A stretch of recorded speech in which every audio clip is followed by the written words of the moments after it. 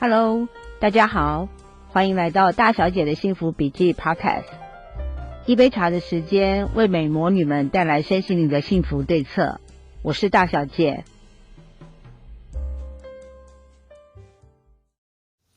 你家里有没有一些可以解解馋、立即上桌的小菜哦？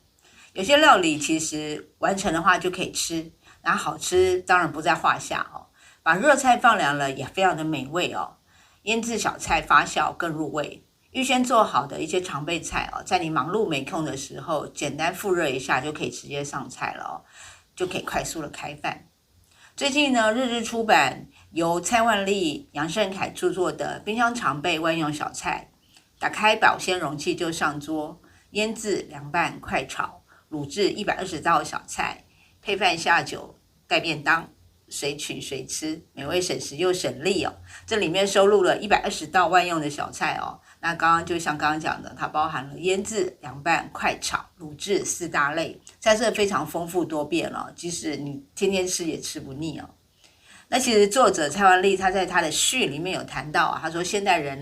因为忙碌的生活没有时间做菜，常常会烦恼说我到底要吃什么，要准备什么。那如果说能够学会制作一些常备的小菜放在冰箱哦，那你随时拿出来，打开保鲜盒就能享受美味小菜哦。而且呢，可以做成小包装的调理包哦，把它冷藏或者冷冻保存。不论是像独居长辈他们储备粮食，或者一些小家庭啦、独居族啦自己食用，其实都非常的方便哦。那这本书介绍的小菜其实分为腌制、凉拌、快炒、卤制4大类。有一些拌一拌就可以完成哦，其实也不会担心就是说你没食欲，其实它非常的清爽开胃的凉拌小菜哦。那你不必忍受这个厨房高温还有那个油烟哦。把这些材料完成之后就装入保鲜容器，放在冰箱里面哦，其实想吃就可以随时拿出来吃哦。那还有像面摊上面常常泛着油光盼着香气的这个卤制的一些小菜哦，还有一些什么咸酱下饭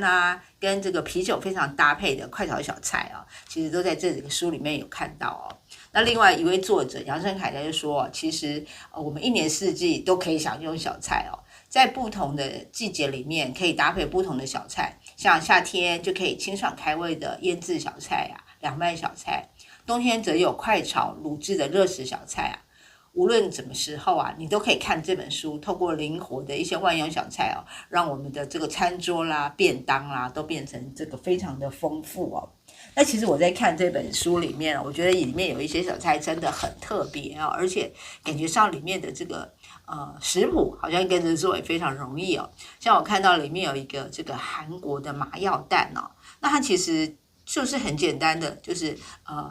鸡蛋嘛大家都知道水。然后盐巴1/2匙白吃51大匙，还有冷开水1杯。那它搭配的就是洋葱、蒜仁、红辣椒、青葱，还有一些白芝麻这样子。然后它的做的程序就是第一个你把这个鸡蛋洗干净然后呢就摆着，然后呢把洋葱啦、蒜仁啦、红辣椒啦都切成末那青葱当然就切成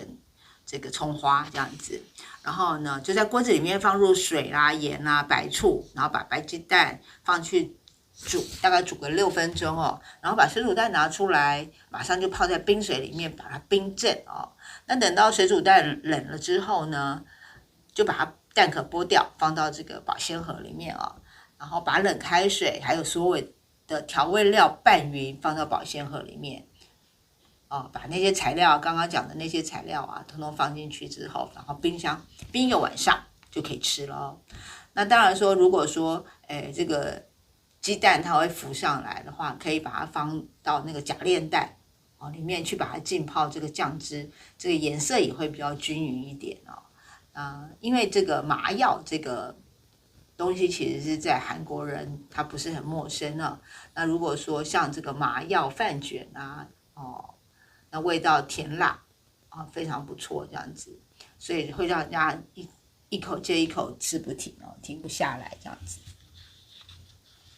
然后呢，另外一道的是像这个糯米椒炒双味这个是其实我们在一些小吃店里面常常看到的一个小菜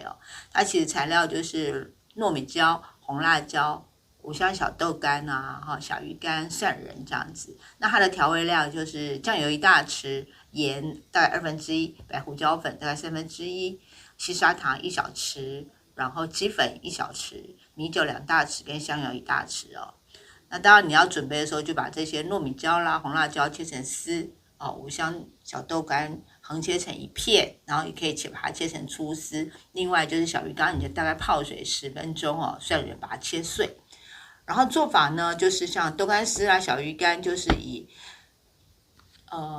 去炸哦，大概是半煎炸这样子到有香味出来，然后取出粒油备着用哦。然后把这个锅子里面再倒入一些食用油，把这个蒜去把它爆香，然后加入这个糯米椒、红辣椒再拌炒一下，然后把刚刚拿起来像豆干丝那个小鱼干的部分再把它放进去啊，把所有的调味料把它炒匀，这样就可以了哦。这也是非常下饭的一道小菜哦。那我觉得方便哦，其实就是我们的万用小菜的这个一大优势哦。所以呢，不妨呢照着书一样画葫芦哦，去完成这个料理，然后呢把它放在冰箱里面保存。当你忙碌没有空准备的时候，只要拿出来呢，打开，然后呢就可以端出一盘丰富的小菜哦。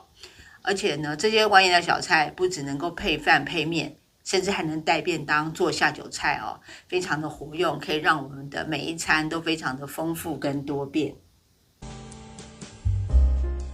一杯茶的时间，希望你得到身心灵的抒压，成为自己打从心底喜爱的人，因为你的确值得被爱。如果你喜欢这个节目，请持续关注，并将节目分享出去，让更多的大小姐以及喜爱大小姐的人加入我们的行列，体验幸福美好。如果你有任何想要问的问题，也欢迎留言，我会为你们找到答案。